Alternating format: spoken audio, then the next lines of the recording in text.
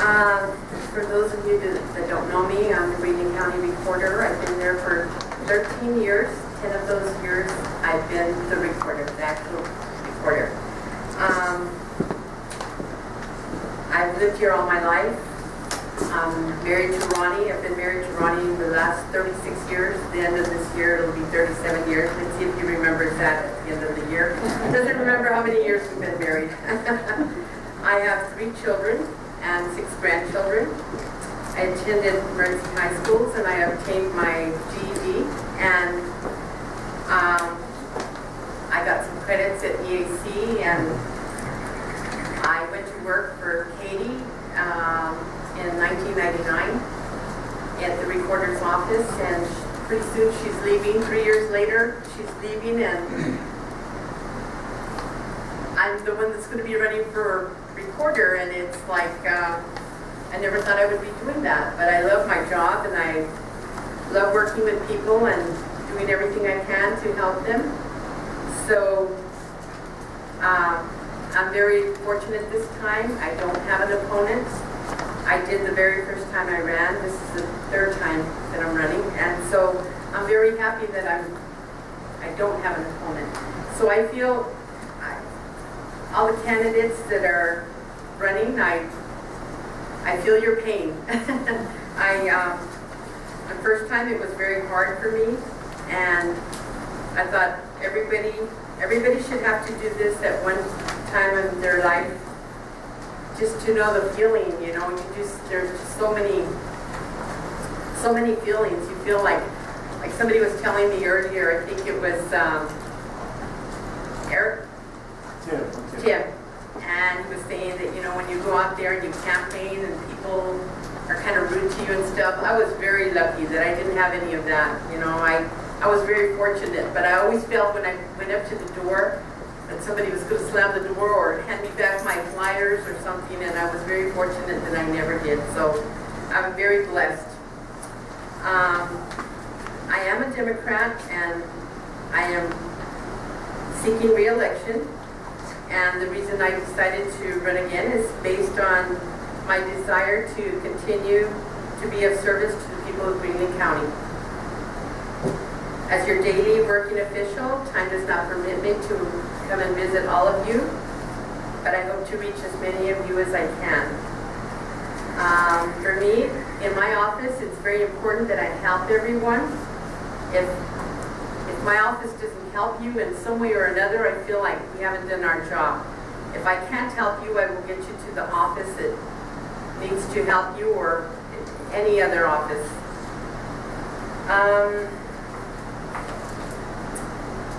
I'm going to read to you a little bit about what my duties are in the recorder's office.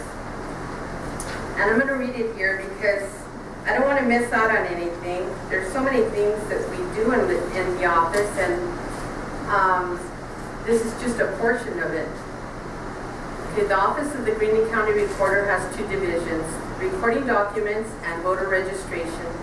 The recording division is the repository of many types of public records, including property transfer records, such as deeds and real estate sales contracts, mining claim records, military documents, oaths, bonds, appointments, lien instruments such as mortgages, tax liens, deeds of trust, and judgments, as well as plats of subdivisions and records of surveys. A plat of a subdivision or a record of a survey is a map that divides a portion of land into a parcel or a lot. It is a statutory mandate of the Recorder's Office to process and create a public record of all the documents received, and to assure that all the records are accessible to the public, which we are. You can go into our website and you can actually view a document, and you see the image and everything on there. So it's really fascinating. I go to the schools, and when we go talk to the kids about voting and stuff, the 7th and 8th graders, we get on the internet and I show them how you actually can get online and they'll look at their parents' something that they bought, property or something, you know, and they're so excited about it. And they go home and they tell their parents, and they're on the internet searching looking for their names. So it's really cool. Okay, in the case of real estate records, it's the recorder's office that files that establish the chain of property title, which is the chronological conveyance of real property from the original owner to the present owner. Although as a practical matter, a search of the chain of the company's records are based on information obtained from the recorder's office. Say you go and try and buy a place. Well, the title company is going to make sure, they're going to check on everything, so they go by our records. The documents submitted for recording in Arizona are required to meet the following conditions. Each instrument must bear a caption briefing stating the nature of the document. In order to qualify for recording, a document must be an original or a certified copy of the original. Each document shall be no larger than 8.5 inches by 14 inches, and the size not smaller than a 10-point type. The first page of a document must have a top margin of at least 2 inches, and all margins of each page must be at least 1 inch. We need the top right-hand corner for the recording information. That's why we set up these rules that you have to follow. If not, we can deny the recording and send it back to you, and you'll have to send us back. You'll have to change everything on your document and make sure that it is an 8.5 by 14 with the 2 inches left at the right top hand corner. Rural counties process tens of thousands of transactions per year, while transactions by Maricopa and Pima County can number in hundreds of thousands. The records of the recorder are public and are available for anybody wishing to conduct a search. Indexing is accomplished by a grantee-grantor system. Greeley County, we're small enough that we can just go ahead and, when we index them, we put it by grantee and grantor. If you go online and you look at it, you can find out who's the buyer, who's the seller. Maricopa and Pima County, other bigger counties can't do that. They're just putting everything in there. They're not splitting it out and putting a grantee and a grantor because they have so many that they record. But not us, we still do that. In fact, we're still back scanning. On our slow days when nothing's happening, we're back scanning all our older documents. In a property transfer, the grantor is the party who grants property or property rights to another party, while the grantee is the party to whom the transfer is made. In the case of a lien instrument, the debtor is normally designated as the grantor. The secured party is the grantee. Since there's an increasing volume of transactions and growing pressure on local government budgets, the use of computerized records and microfilm document storage have become standard.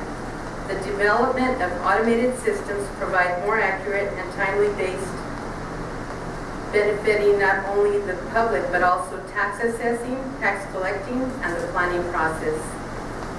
Due to the nature of records kept, the recorder's office contains a wealth of information to title companies, real estate offices, historians, genealogists, and other researchers. History is created every day with every recording.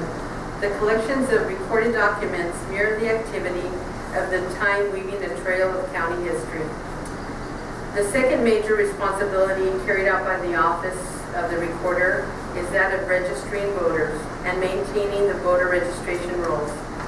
In order to qualify as a registered voter, an Arizona resident must be a United States citizen, at least 18 years of age, and never been convicted of a felony, unless he or she has restored their civil rights and has been a resident of the state for 29 days preceding the election.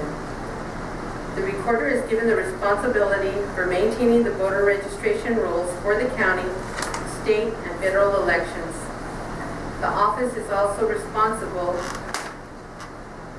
with maintaining voter records for all municipalities and for all the special districts such as school and fire districts. Therefore, the voters must be placed on the rolls by voting precincts, a school district, municipality, a legislative district, and with any special districts.